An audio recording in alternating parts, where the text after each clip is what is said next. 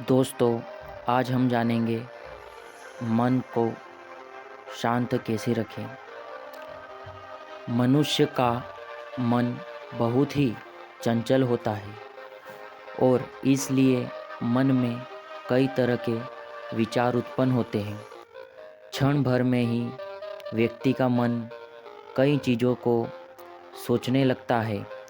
इसलिए तो कहा जाता है कि मन को काबू में करना आसान नहीं है, लेकिन गौतम बुद्ध को नियंत्रित करने के आयामों के बारे में बता चुके हैं। मन में विचारों का आना गलत नहीं है, लेकिन मुश्किल तब हो जाती है या विचार ऐसी परिस्थिति में गलत होते हैं जब मन में अश्लील विचार आते हैं। कभी कभी तो चाहने के बावजूद भी मन में अश्लील विचार आते हैं। अगर आपके मन में भी ऐसे विचार आते हैं तो गौतम बुद्ध की इस कहानी से आपके विचार में ज़रूर बदलाव आएगा। गौतम बुद्ध अपने भिक्षुओं को उपदेश देने के साथ ही उन्हें भिक्षाटन के लिए भेज देते थे। एक बार उन्होंने अपने भिक्षु भरत को भिक्षा लेने के लिए एक श्राविका के घर भेजा। भरत पूरे रास्ते में मन में यह सोचते हुए श्राविका के पास गया कि आखिर आज भिक्षा में क्या भोजन खाने को मिलेगा, क्योंकि भरत चंद्रवंश के राजकुमार थे और बुद्ध के सान्निध्य भिक्षु के रूप में दीक्षित हुए थे। हमेशा भरत को महल में खाने के लिए स्वादिष्ट पकवान मिलते थे, लेकिन आज भिक्षा के रूप में उसे जो भी मिलेगा उससे वह संतुष्ट होना पड़ेगा। श्राविका के घर पहुंचकर भरत ने भिक्षा मांगी। श्राविका ने भरत को बैठने के लिए कहा और भोजन लाने के लिए घर के भीतर चली गई। इधर भरत फिर से अपने प्रिय भोजन के बारे में सोचने लगा और जैसा ही श्राविका भोजन लेकर आई तो भरत अचंभित रह गया। भरत ने देखा कि श्राविका ने उनके लिए उनके पसंदीदा पकवान परोसे और अपने प्रिय भोजन को देखकर वह खुश हो गए।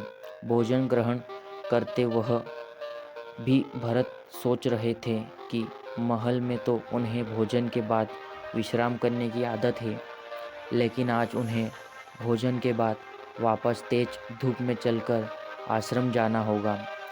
लेकिन भोजन के बाद श्राविका ने भरत को कुछ समय के लिए विश्राम करने का आग्रह किया।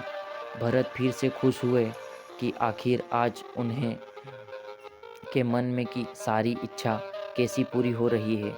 इसके बाद भरत कुछ देर विश्राम करने लगे, लेकिन विश्राम करते हुए भी लेटे लेटे वह सोचने लगे कि आज तो मुझे भोजन के बाद विश्राम करने को मिल गया है, लेकिन ऐसा रोज रोज नहीं होगा। जब भरत विश्राम के बाद उठे तो श्राविका ने कहा कि आप जब तक चाहे यहाँ ठहर सकते हैं।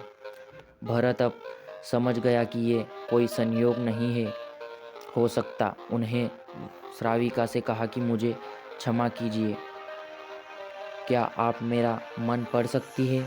श्राविका ने हाँ में उत्तर दिया और कहा कि हाँ, मैं मन पढ़ सकती हूँ। शुरू में यह कठिन था, लेकिन फिर मैं स्वयं में के मन के विचार को देखना शुरू किया।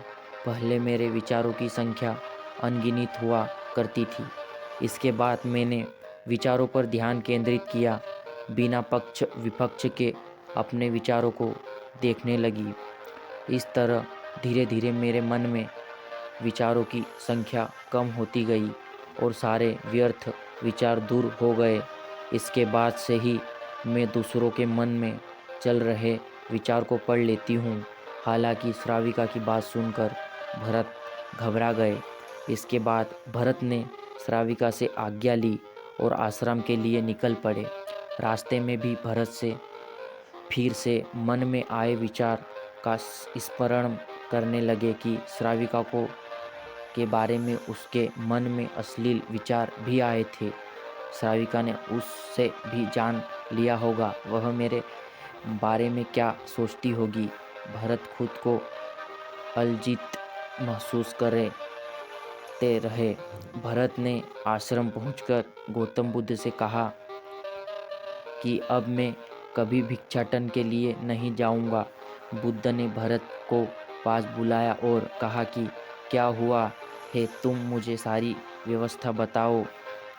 भरत ने सारी बातें बुद्ध को बताई। इसके बाद बुद्ध ने कहा कि अगले एक हफ्ते तुम एक भिक्षाटन के लिए उसी श्राविका के घर पर जाओगे, लेकिन तुम्हें इस बात का ध्यान रखना होगा कि कल भिक्षाटन के लिए जाते हुए तुम अपने चित्त को पूरे होश में रखना। तुम्हारे भीतर क्या विचार उठे उन पर ध्यान केंद्रित करना, और यह कि भी ध्यान रखना कि तुम्हारे मन में कौन सी वासना उठ रही है। तुम कल इन सभी चीज़ों को ध्यान से रख कर जाना और इसके बाद मुझे वापस आकर बताना। अगले दिन भरत भिक्षाटन के लिए गए। बुद्ध के बताए अनुसार वह पूरे रास्ते में अपने होश को जागृत रखते हुए कल चल रहे थे। जब श्राविका का घर आया तो भरत ने भिक्षा मांगी। उसके भीतर कोई वासना नहीं थी और ना ही कोई विचार उत्पन्न हो रहे थे, क्योंकि उसने अपने मन को पूरी तरह जागृत रखा था। भरत ने भिक्षा ली और आश्रम चला गया। भरत ने बुद्ध को प्रणाम किया और कहा कि आज उसे जिस आनंद की अनुभूति हुई वह पहले कभी नहीं हुई।